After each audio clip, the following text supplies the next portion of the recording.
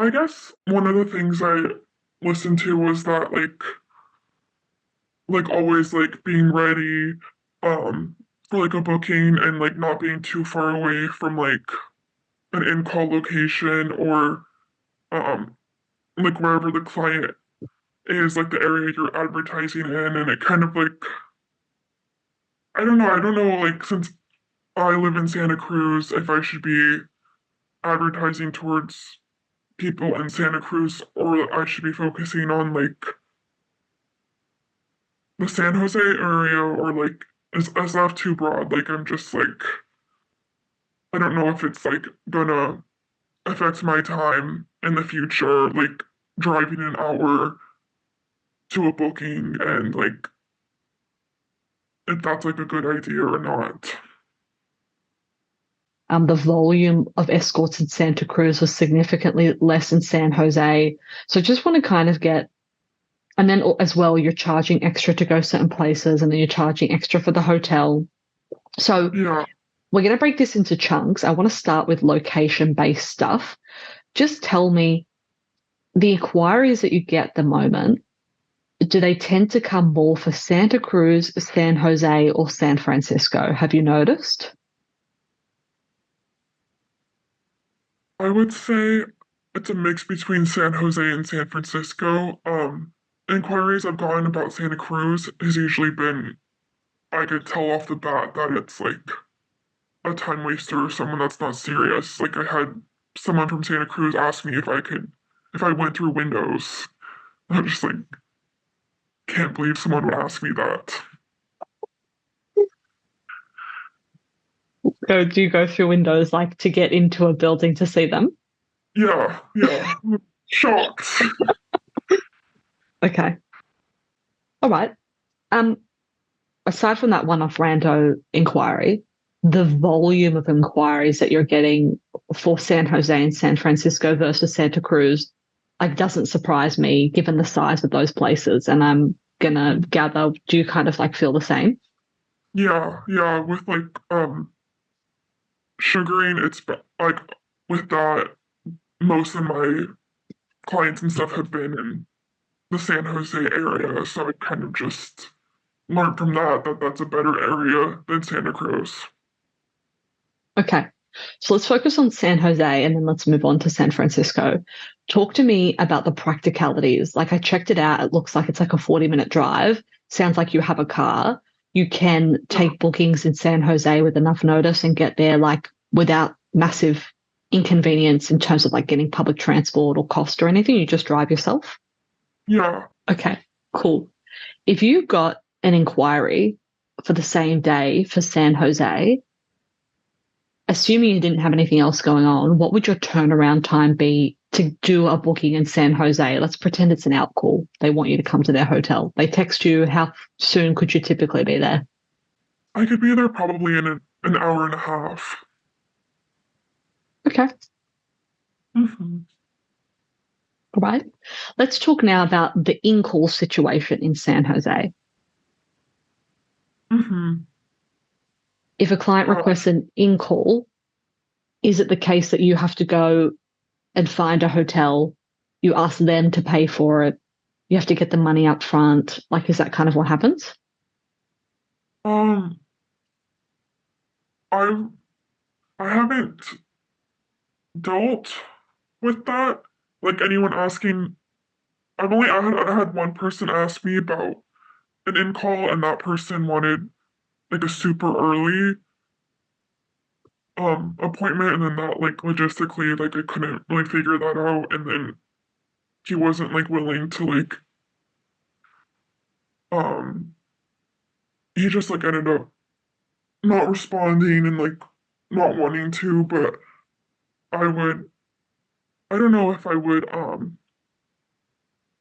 I think I'd be okay with not charging like before for like the hotel or the fee or anything, and just like a regular deposit and then booking it myself and everything. Okay. So you don't actually get many in-call inquiries. No, I haven't.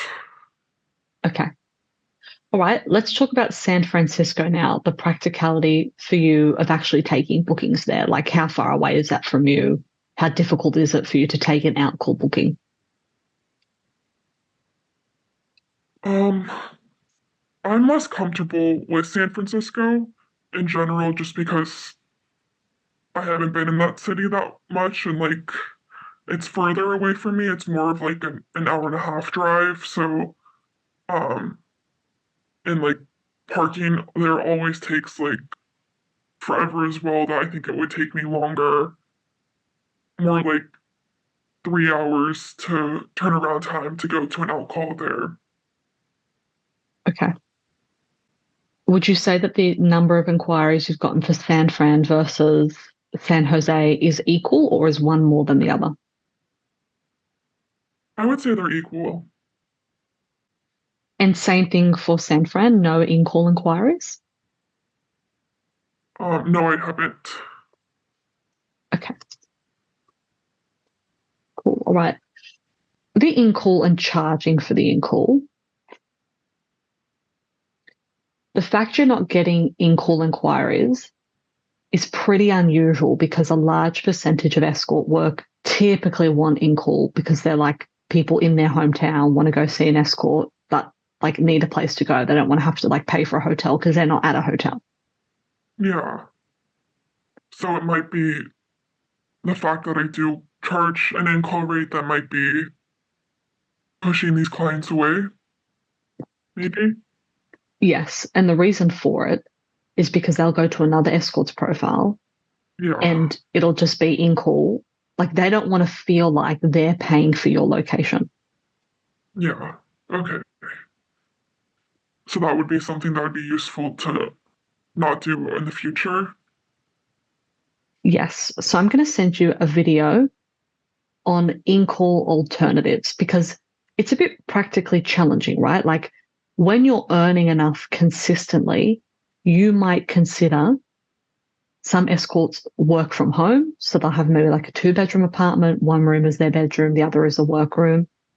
Some Mm-hmm. escorts take on a full-time in-call separate to their home because it financially makes sense and therefore they have full-time in-call availability. They're the best options in terms of maximizing work. Yeah. But obviously, one version requires you to live alone and to be comfortable hosting at your house, and not everybody wants to do that. And the second one means that you take on a full time cost, which is expensive. Mm-hmm. Yeah. Before we get to that point, there are different things we can do to have an in call available as readily as possible at a lower cost. And ideally, you want to absorb the fee yourself. The way we do that is either by being busy enough that we're just accounting for the fee, Mm-hmm. or you can manage your time so as, well, sorry, for the first one, you're busy enough so you can afford to pay it. And B, you find places that are more cost effective. And the video that I send you will give you a few different options to look at, and you can check them out and have some options ready. Okay. The other way girls do it, particularly in the early days of their career, is they will go. So, for example, you could go to San Jose and sit, like place yourself there in an Airbnb or something that you've rented for like 2 nights, which would give you, like kind of like 2 days, like a half day, a full day, and then a morning. Mm-hmm. And then you advertise short notice in call bookings, and you're literally sitting there just waiting to take work. And again, you don't pass on the cost. You just advertise an in call, and Yeah. clients like know that you're there short notice, and that way you can build up a client base. The money that you're paying for the 2 nights will kind of be spread out across all the bookings that you're going to get. So there's Mm-hmm. different ways to do it, but in short, the way that you're doing it now isn't appealing to the clients. And the fact that you're not getting the in-call inquiries demonstrates that when usually there are a lot of the inquiries. Mm-hmm. Okay. That makes a lot of sense. And I think I've known that's something that has probably like turned away clients and like it's made things more complicated and more expensive for them. And I guess I'm okay with like finding other ways and stuff. Yeah. And you hit on another really good point, more complicated. Like they see that.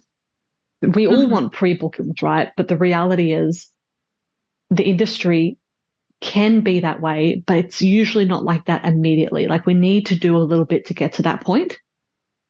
Mhm. So clients who haven't seen you before often do contact you because they're scratching a short notice itch.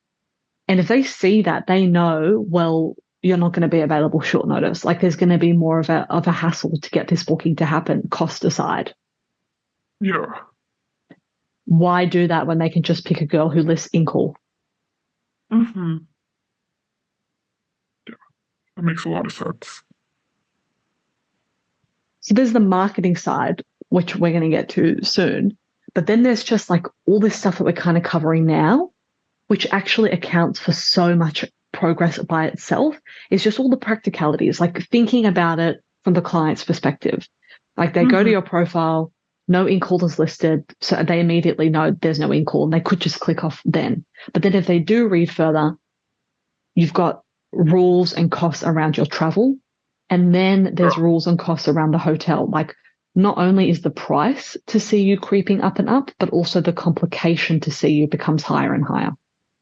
Yeah. Which will drop like turn people away and make them like not even want to deal with me and just book someone who's easier. Yeah. And then on top of that, there's already their own shit that they come into the picture with: married, job, fear about using an escort, screening, deposit. Like there's enough barriers that we deal with as it is. But then in your specific situation, removing even the marketing, you could have clients at the moment landing on your profile who really like the look of you. But by the time they read everything, they're just like, man, this is too hard and it's too expensive. Mm-hmm. Yeah, that makes sense. Or not even too expensive, but the way the price is presented doesn't feel reasonable, doesn't feel fair. Like to just Yeah. pay $1,200 an hour for an experience that looks amazing, sure, but to pay 800 and then pay for their travel and then pay for the hotel feels a bit like, well, why don't I just go pay? If I wanted to spend $800, I'll just go spend 800 on somebody who doesn't charge me for all this extra stuff. That's probably part of what's going Yeah. on. Uh-huh. Okay, I understand. But I get for you why you're doing it because there are these costs that you do have to absorb.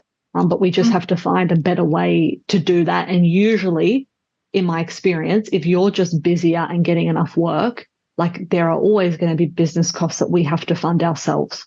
Yeah. Yeah. That makes sense. If you want to learn more escorting tips, just click the link below this video.